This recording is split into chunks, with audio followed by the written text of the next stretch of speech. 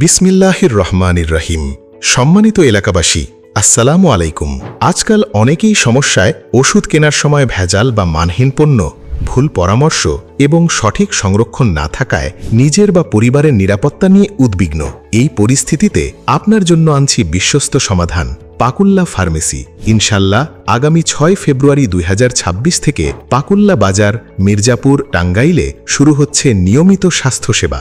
এখানে পাবেন খাঁটি ও যাচাইকৃত ওষুধ, অভিজ্ঞ ফার্মাসিস্টের দায়িত্বশীল পরামর্শ, জীবন রক্ষাকারী ওষুধ নিয়ন্ত্রিত তাপমাত্রায় সংরক্ষণ, প্রাথমিক স্বাস্থ্য চেক ও হোম ডেলিভারি সুবিধা।